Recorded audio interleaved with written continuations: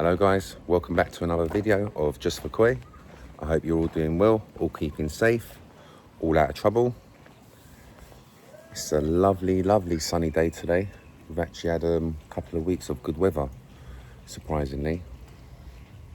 Yeah, perfect day to come out here and crack on with some pipe work. What we're going to do in this video, I'm going to basically start off with the pipe work, connect the drum up and connect it up to the biochamber and all that malarkey. So we'll try and get done as much as possible. I don't think we'll be able to get it all done because I have some parts that are missing. Hopefully not too many. So like I said, we'll try and get it done as much as possible. I've got a guest that's going to be coming over and helping me out with the pipe work. I've never fitted on a drum before, so it'll be good to have someone in here that's worked with several drums, just so I can get the height of the drum correct and not make a mishmash of everything. Some of you guys will be familiar with the guest that I've got coming over. If not, he's an absolutely lovely guy, very helpful, got a lot of knowledge with koi and also building ponds from scratch basically, and all pipe work and everything. Yeah, so we'll crack on with the video and let's get the show on the roll. Before we start off, just remember to hit the like button, the subscribe button, and also to share the video.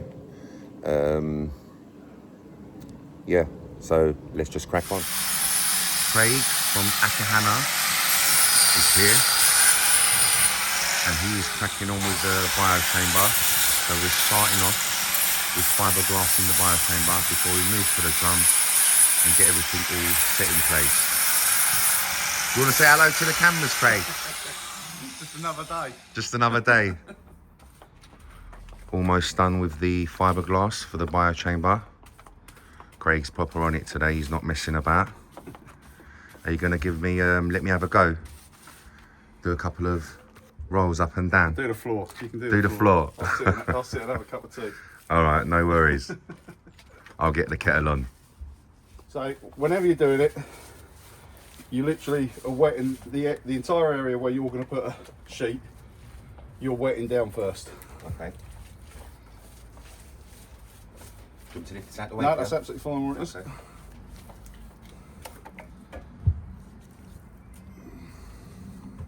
Doing one I prepared earlier. And you're making sure that's up nicely overlapping everywhere you've already done. Okay. That's nice. And then you wet every single part again. When I do any corners or the edges at the bottom or anything like that, Yeah. what I would do is exactly the same as what I've done there. I would put a sheet down and over, but I would then do like a sheet that's like 20 centimetres like that, Yeah. in there before I put a second sheet on top, just as a reinforcing in the corners. I always do I always just do a strengthening bit. It's something I like to do. It's not something everyone does. So it's not something you have to do. Yeah, everyone's got a different technique in it. But it's so once you've wet that entire first sheet down, Yeah. Second one down. second one down, and I try and just do it that we're not quite in line, so you're not getting as much of a ridge. Yeah. On it. You see the colour of the resin's changing already. Yeah. It's just the temperature we're at. It's so bloody warm. It was like green at first, it's now turning yellow. Yeah, which showing you that it's actually Starting to set. set, yeah. Well, it's the chemical reaction is happening basically. Yeah, I keep saying set, it's there, the chemical reactions. It don't set. It's so once I've wet this one down, Yeah. we can take what I'll do is I'll put the bucket up, and you can prep the second lot, and I'll start rolling this one out. Oh my god, I'm touching this. It is baking hot. Yeah, you wait till you lean down. Right. So Take the bucket. I think your best bet is going to be put the bucket up there, Yeah. and then you stand that side. Yeah. Yeah, just bring it nice. Okay. And then I know it's a bit of a pain in the ass to dip in, but then you wet up that entire area there.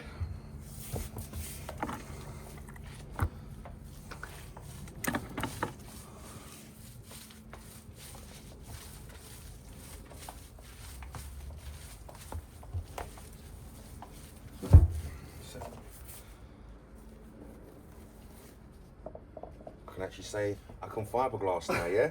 Something like that. Call me around to come and do your pond. It's not rocket. Look, do you know, when it gets hard, is shapes. Yeah. Because you have to start tearing matting to get it to go nicely into corners and everything else. Flat areas aren't rocket science, you know what I mean? As long as you're wetting it down properly. Yeah. Slap it on? Yep. Roll that out completely.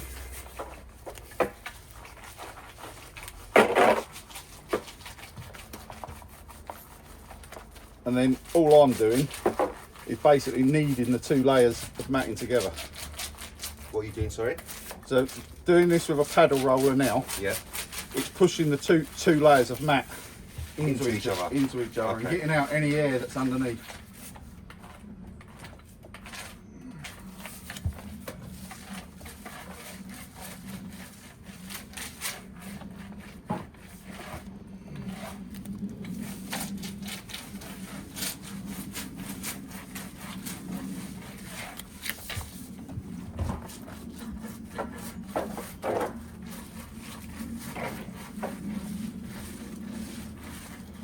Just like that, we're done. Yeah. Bit more on that side, then I'll put the second sheet on.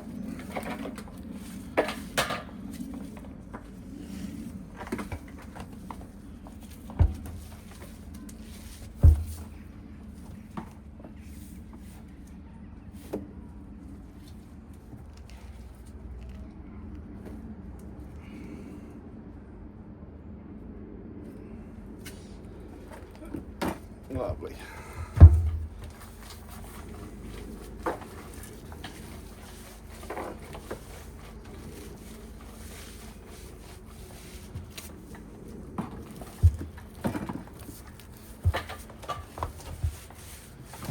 I was going to do that, yeah, pour it in it. Yeah.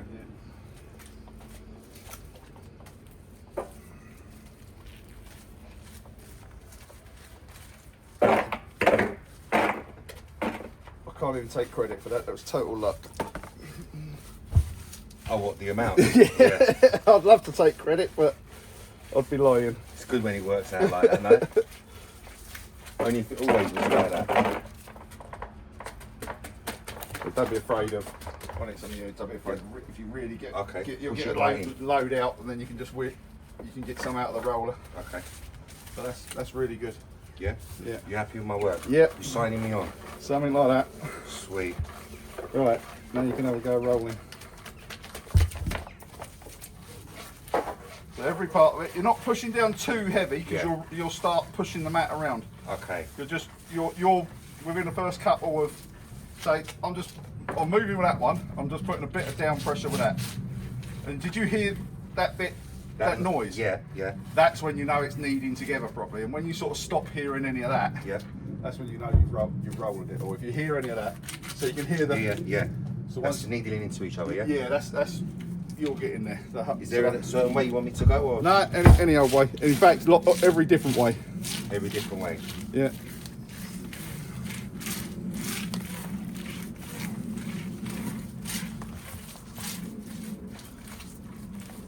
And then in an hour, we'll be able to sand that down and top coat it.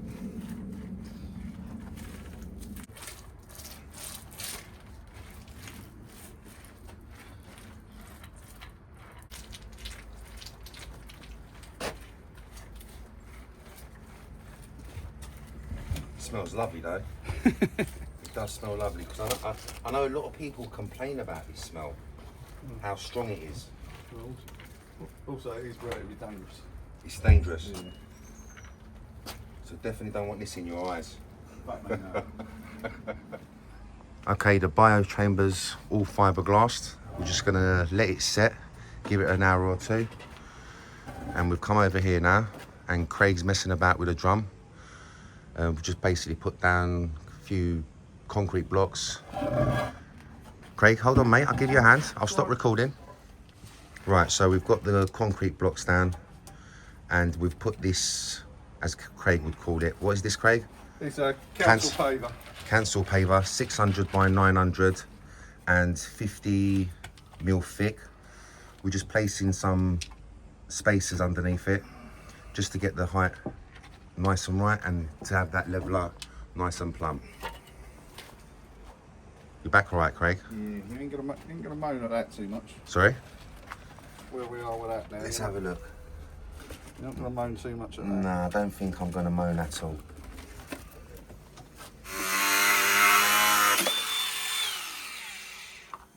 You can't film how to cut on. You're on camera, be careful what you say. You're not allowed to tell people the secrets of how you cut a pipe. No? No, I'm recording you working to show you're doing some work.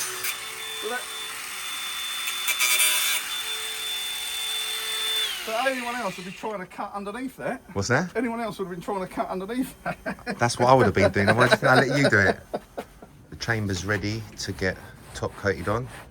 So Craig's just sanded it all down, and now he's rubbing it down with acetone to get all the dust out and give it that nice smooth finish. So we're getting there bit by bit. We're getting there, Craig? Yeah. Oh look, your arse is in my video. Can I put that on my video? Show them to edit that. Block it out, wouldn't it? Now I got you on your knees. We are mixing away the top coat. Craig, do you want to video me so it looks like I'm doing some work as well? You've done more than enough today. Yeah? Yeah. I'm a good assistant then? Yeah. Good, good. So the top coat goes in. It does indeed.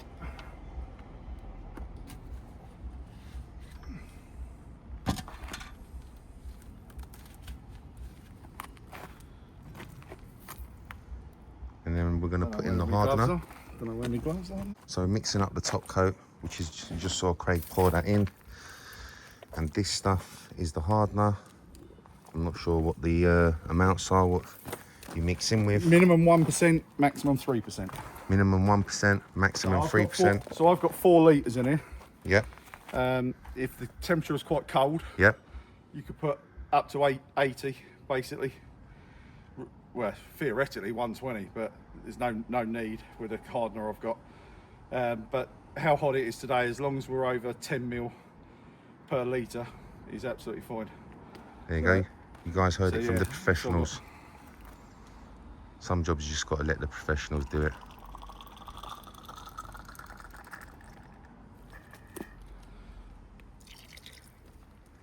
And there it is. And the big thing when you're using a paddle mixer on this, Yep.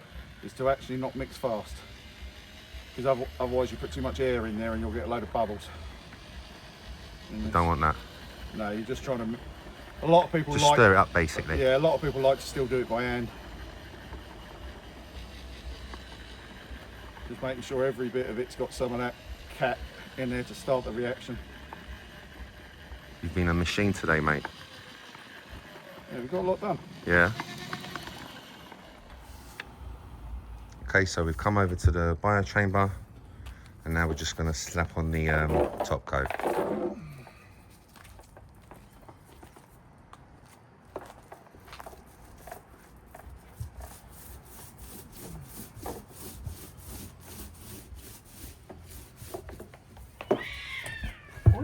Oh, yeah, they're at it. They're at it. They're getting busy. They're getting busy, or someone's getting in trouble. I told you, Craig, I got a very dirty mind, didn't I? Meow. So basically, Craig's just gonna top coat the whole biochamber, and then leave it for 48 hours to 72 hours, dry up. It's going to come back, and we're going to core drill in the 4-inch pipes where the water's going to go in, and from the side that it's going to be coming out. Did I get that right, Craig? You have indeed. Lovely. Friday I'll be back. Okay then guys, so we've got the first drum into place. We've only got one drum on site at the minute, so what we're doing, we're just using this drum as a template so we can basically get all the ball valves connected up and then be able to fill up the whole pond. We're going to move this drum over to here, do all the connections up into this drum, run it into the biochamber and then return it to the pond.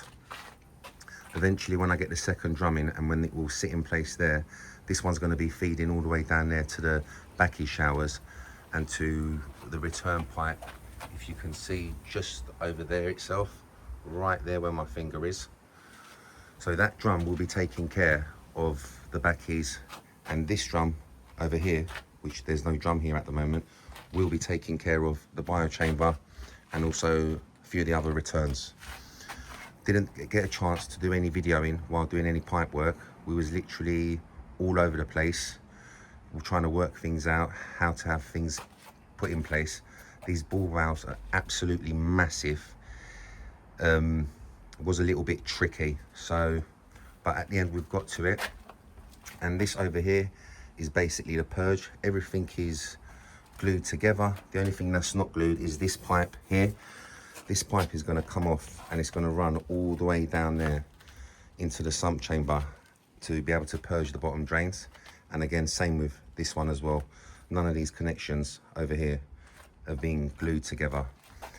Those two pipes over there, they're for the airs, and the air pumps are going to be sitting over there. Originally I had them to planned to have them over here. Just about got my words out my mouth there. We was going to have them here, but now that we're getting everything into place, they don't work at all there. As you can see, there's hardly any space there, and also the motors of the drum are going to be there, and then there's going to be pipe work coming out of here, so there's no space for anything over there. And also with these sockets, I'm going to have these removed off, and instead of them running downwards, I'm going to have a strip of them running across. So I'll be getting my sparking to sort all that out as well. But anyway, coming back to the drum, so all these are now glued, and we've got our rodding point over here. There's going to be a 4-inch pipe getting connected to that and glued on, and it's going to be around 2 inches, 3 inches above the skimmer. So we've got a rodding point and also a purge. And when it comes to this now, when we start doing some work with the pipe work, I'm going to get some videos in of us basically cutting down some pipe and sanding it on and welding it into place. Cut your pipe, sand it down, clean it up and glue it, and so on and so on. Okay, so that's that. And this little beauty here is pretty much dry already. Yep, it is. Didn't take Craig more than maximum 5 minutes to have it all done. And he's just literally left, so, and it's all nice and dry already, so that's neat. Yep, so there you have it. So we'll crack on and we'll move this drum now over here where it's originally going to be sitting, and we'll get all this pipe work connected up. Basically, these were all the parts that I thought was a few parts that were missing. And absolutely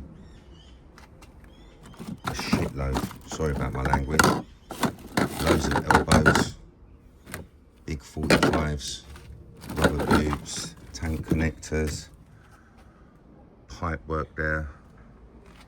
And also while I was at the show this weekend, I purchased these Profi drum diffusers. These are the Profi, sorry, I said Profi drum diffusers, Profi diffusers.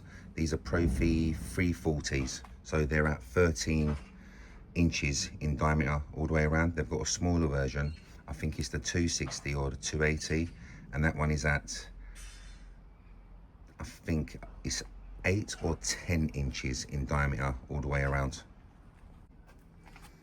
So yeah, it wasn't a few pieces, it was absolutely a load of pieces. So let's just crack on.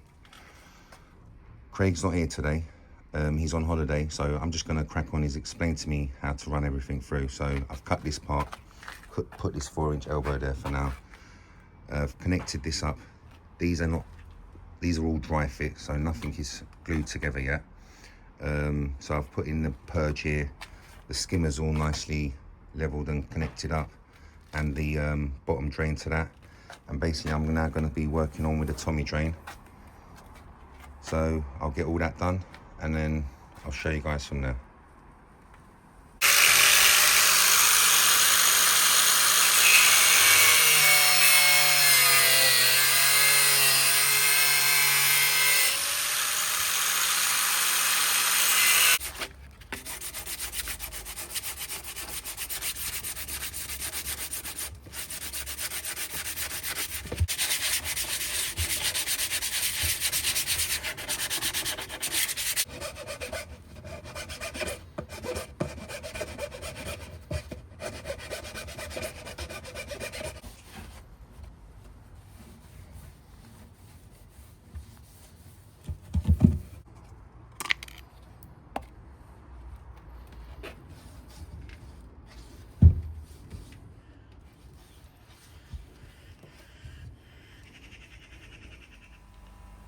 Okay, so we've got all the fittings done for the Tommy drain as well. Cut it all down, glued it all up, as you can see here. I've connected everything up to the drum. While I was at it, I've even put the waste down here, what's going to be coming out from the waste chute. I've also sorted out the overflows for the skimmers on either end, one over there and one over here, and they're just going to be going straight into the gullies over there. Same as this waste, it's going all the way down from there and all the way out to there. So the Tommy drain's all connected. This is coming on from here, up here, an elbow there. We've got one elbow there, into the 4-inch ball valve and bush, straight into the drum. And then this is the bottom drain, and that's all connected up as well now, all nice and tight. We've got a few T-pieces, one T-piece there, one T-piece here, and then straight a ball valve. And this T-piece is for here, which is for the purge for this system. This is where the skimmer is. This is running on a 3-inch. The in from the skimmer itself is a 3-inch, so I've just continued it along with a 3-inch. Got one elbow there, 45 here, the ball valve right here, from a 3-inch to a 4-inch, sorry, from a 4-inch to a 3-inch reducer, and connected up there. So that's all nice and plumb. Again, same over there. And also I've connected up the air lines. They're all glued up together as well. I just need to get a couple of clips to put them up against the wall so they can be all nice and plumb and straight. So yeah, we're getting on there. We're getting on there. So what I've basically done, whatever Craig done over there, I've just copied it and done exactly the same on this side here. So we've still got the invincible drum there, waiting to get connected up. But those ball valves can be shut off now. We can start filling up the pond. Well, once I get the returns all covered up as well. One of the returns, I've already put the ball valve on there. I can't get over there, to be honest with you, because I have to jump hoops. Well, I can get there, but it's just a bit awkward now. So that's there as well, that return. What I'm going to do now, I'm going to work on with the other 6 returns, and we'll get back to you. Let's carry on with these returns. So I'm going to sort out these 2. I've already emptied out the pond a little bit because it was overflowing ever so slightly. That's why there's a bit of a flood situation going on here. But let's just crack on with these returns. So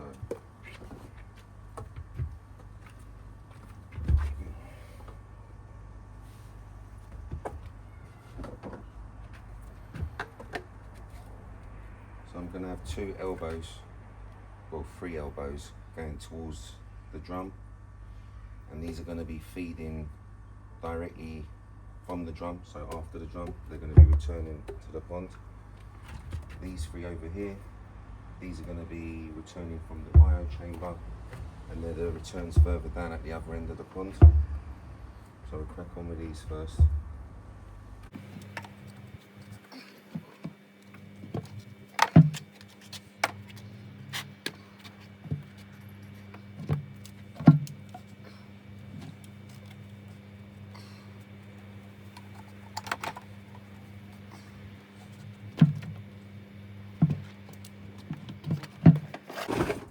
I've got loads of offcuts here that will be in hand.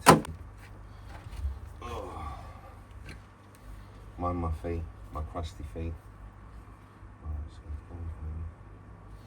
These ball valves, or all the ball valves here, they've got like this arrow at the bottom. So this is basically showing you the way of the flow of the water.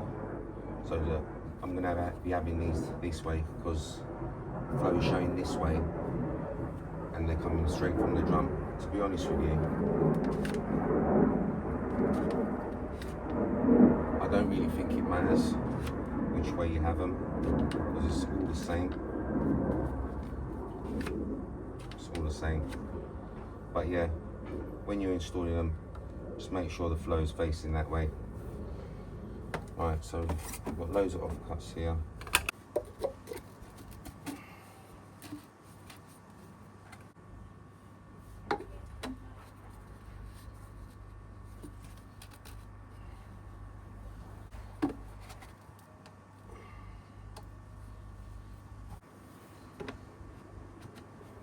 All these pipes, they're all going to get sanded and wiped down. I'm just literally doing a dry fit at the moment.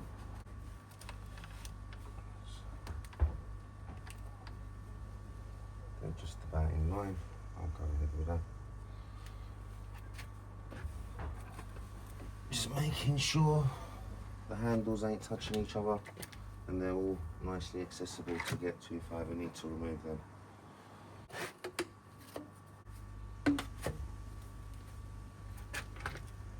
I'm going to go ahead now and just glue them together. And then once we've done these returns as well, I've already sorted out one of the returns over there with a ball valve at the end. Once we've done all these 6, then we can start filling up the pond again.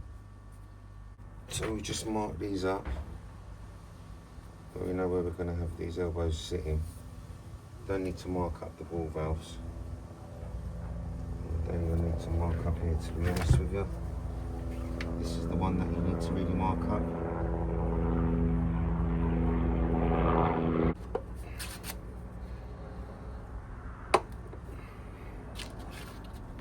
So we'll just sand these down.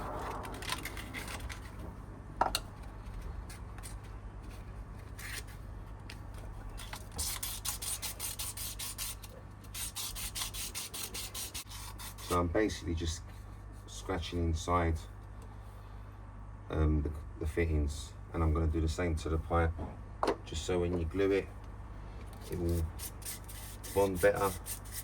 To be honest with you, when Craig was doing it, I mentioned it to him, and he said you can if you want. He goes, doesn't make a difference. He goes, once the glue's on and it sets, it's absolutely fine. I'm just giving them a little sand down.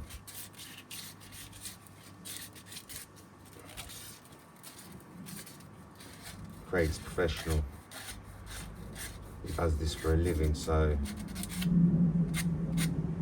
he's more familiar and used to things. This for me, so it's not. I'll just take my time and just sand this bit down.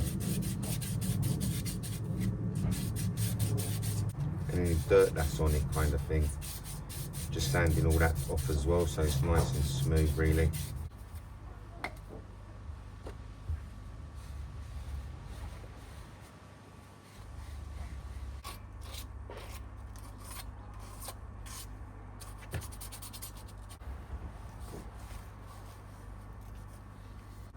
So I'm just going around in circular motion, putting plenty of glue on it, making sure the whole brush is all nicely soaked. To be honest with you, I think I put on more than what I should.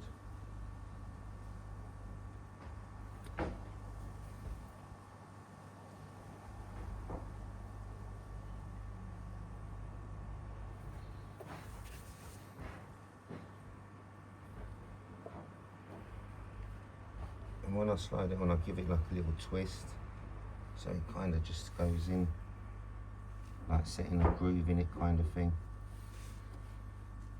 And that's that. Give it a nice little wipe. So you're also making like a little seal on the outside of the connection, of the fitting, sorry. Connection, fitting, all the same thing.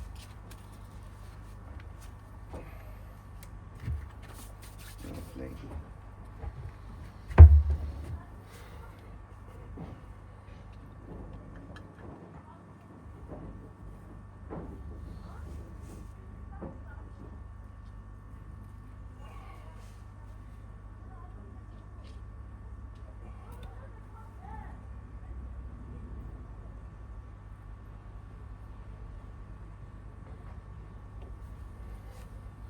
This one we didn't mark because we don't need to. Nice little twist.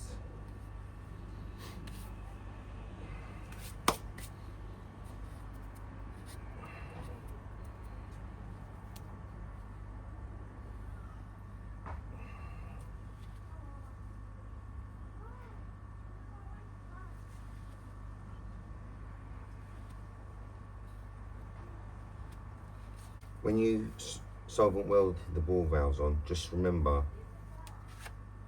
to leave the valves open.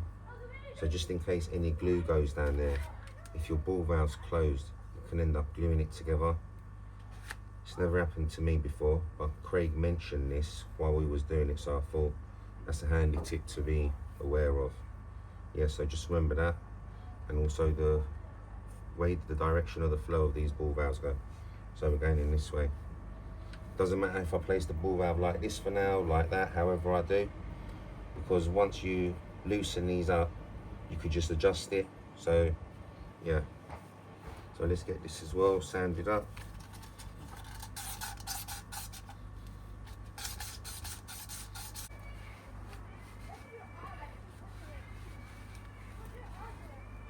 I think the seagulls letting the don't know if you can hear the seagulls in the background. They're possibly letting their friends know, look, there's a big pond project going on. Get ready, lads, we're gonna go fishing soon.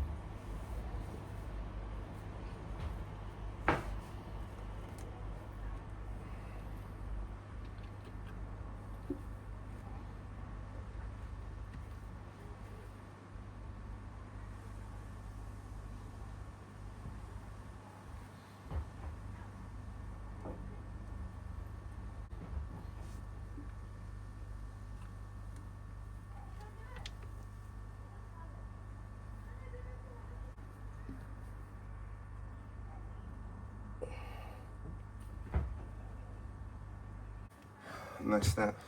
So I'm going to just repeat the same thing for the next two, literally going in line to this direction.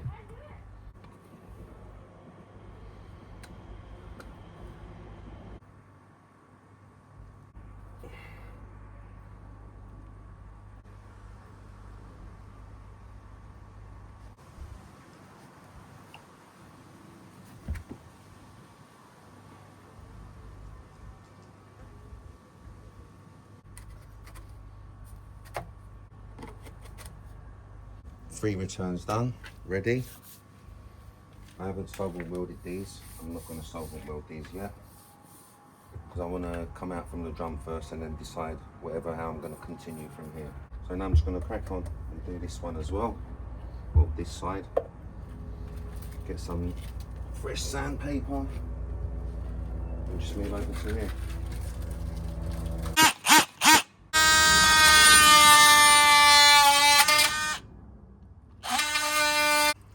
Okay, they're all cut, ready to get sanded. Let's see, do we still have a bit of that old magic in us?